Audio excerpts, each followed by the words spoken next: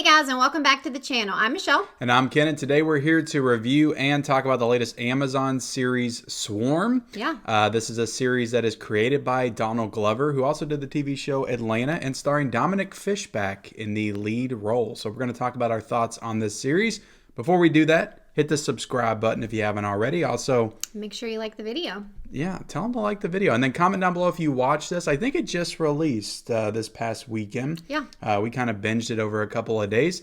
Let us know your thoughts in that comment section below. And then turn on the bell notifications. We do all kinds of reviews and fun stuff on this channel. And we would definitely like you to check it out and join us here. So yeah. Let's get into it. What are your initial thoughts on Swarm? Yeah, so I do just want to quickly add that this was a very easy binge, even for us. The episodes are usually like 30 to 40 minutes, and there's only 7 of them. So just FYI. Which I think is important because there's just so much content out there, and it's hard to get through everything. So to know that going in, if you watch Swarm, you can get through this show in like, I would say, under 4 hours. Yeah. To watch this thing. So I'm just gonna say I remember covering this in our what's coming out. Yeah, our March preview. Yep. Yeah, and this was like not on my radar at all. I heard we didn't really know much about it. I heard the premise of it, and I was kind of like, whatever. Yeah. But then I kept seeing, promotions for it. The ads kept popping up, and, they work, I guess, because it made me want to watch the show. And I actually really enjoyed it. Yeah, it's a good show. One thing I will say is when I read the premise, the premise is basically, it's very simple. A young woman's obsession with a pop star that takes a dark turn. Yeah. You're like, what is this going to be? Is this going to be like some kind of obsession, like type thriller? And I'll go ahead and say it like this, to me, I don't know how you feel about it, this is like a straight up like horror genre show. Yeah, for sure. There's definitely some other elements, some thriller, crime mystery type elements to it, but it goes very horror, especially in particular, I would say like episode 4 to me, like reminded me of, I think you talked about it, Midsommar and The Wicker Man. And it goes for it. It stays like horror throughout, but it definitely kind of melds those genres together. Subgenres of horror together pretty nicely. And I think you also said that it reminded you of Get Out a little bit. Get Out a little. That's why I said it's horror, but there's like a lot of subgenres in horror. Yeah, so I don't know if Donald Glover took some inspiration from those movies or not, but I didn't really know what to expect with the show, and so I feel like right away it really, drawed me in and got me interested in it. I will say that it's not like, there are some moments where I might get a little bored, but overall, I still was invested in, knowing the conclusion to the story. And there were just some unexpected scenes, like a lot of like really brutal scenes. Like if you all like that stuff, if you're about the gore and the violence, like this show really goes for it. Yeah. In certain scenes and sequences. And, when they said like stalker or obsessed fan, I don't know if I was thinking like that extreme. Yeah. And we can touch on that a little bit because the show kind of plays with the idea that this is based on something that's real. And it's something I didn't do a lot of research in. I don't know if you did because we literally just got done watching the show. I'm guessing they based this on some kind of real case in Texas, I'm assuming. Yeah, I mean, I don't guess it's a spoiler to say that this is apparently based off of Beyonce fans. Beyonce. I think that's kind of obvious too. I don't think it's, out of the realm of possibility to think that this is based on Beyonce. It's called Swarm, and her people are like the Hive or something. Right, yeah. So it's pretty similar. Yeah, and so it was very interesting because at the beginning of each episode, they say that, usually I feel like there's a disclaimer that, anything in the movie that you see is not based on real events, or don't think that this is about someone else. But in this one, it says anything you think is intentional, and that is who it is about. Yeah. So I'll have to look into this and see like how legit it is, because they make, especially by episode 6, which is like almost like documentary.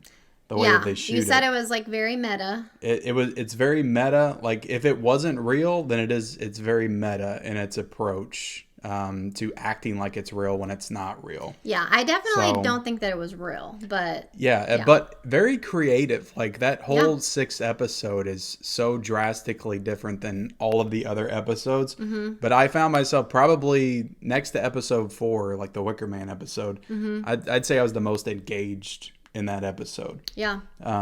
For sure. But yeah, it's definitely a wild show. That has a lot of twists and turns. Not only does it,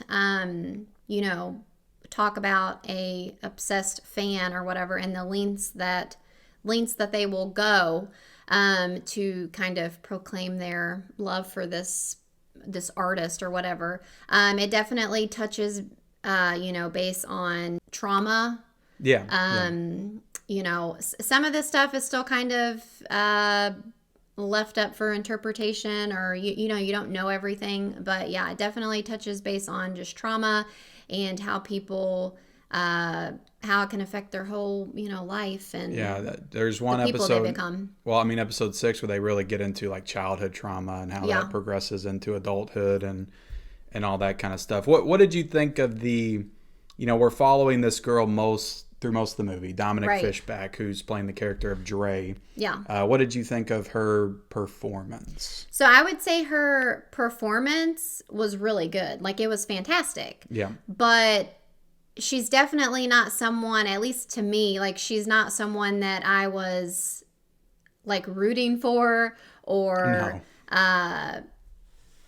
I didn't like her. There were parts where I was very annoyed with her character. Definitely has some kind of mental disorder. You kind of have to do the things that she does. Yeah, and she's a psychopath. Yeah, in so many words. But I thought she was really good. She's been in a couple things that I've seen. The movie Power, which was on Netflix with Jamie Foxx and Joseph Gordon-Levitt, and she was pretty good in that. So I'd say her performance overall was good.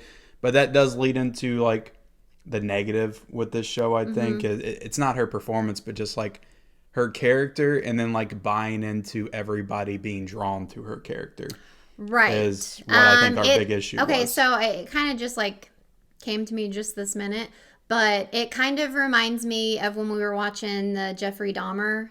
Yeah. Very similar. It kind of reminds me of that, how, obviously nobody is going to know exactly how everything went down or whatever, but just you find yourself thinking, like, how are there that many people that are so drawn to this psycho? They're not portraying this person as like super charismatic. She's very bland, like her personality. Right. Yes. She's just like, but like so many people are just so drawn to this person, like they're the most charismatic person in the room. Right. Yeah, that part and it doesn't was make really, any sense. Yeah, that part was hard for me to get on board with, and I just remember kind of feeling that way with especially Jeffrey Dahmer the last episode with Kirstie Clemens, who I have seen in other things like the movie Dope, and I know she's been in a couple other movies as well. Right.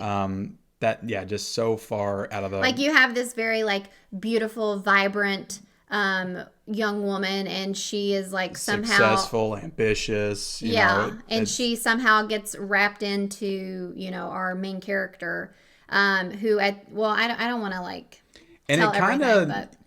I'm thinking by the time we get to the end of that episode, like, are they trying to say that part of this, like, isn't real? Like, could part of this be in her head? Mm-hmm. Like, maybe she made that relationship up and she just broke into somebody's apartment and, I don't want to spoil stuff, but it kind of leaves you wondering by the time you get to the end, just what they do in that final scene of the movie, like, how much of this is real and how much of this is in the head of the person that we're following. Right. And I mean, that's definitely been done before, but I just got to say, I still feel like I just loved the whole, like, aesthetic, the look of the show. We talked about this when we were watching it, all the fancy intros, like they would do the title swarm in like different ways at the start of every episode.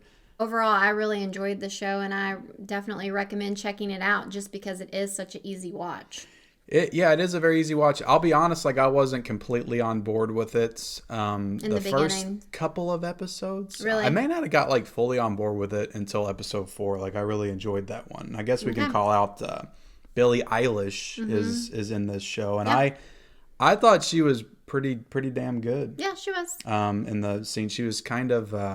I was afraid of her. Yeah, I mean, she was kind of playing. I kind of wanted to learn more about that character. Maybe like have like a side story with her, but I thought that part was very interesting. But I enjoyed the show. What would you give it as far as your score?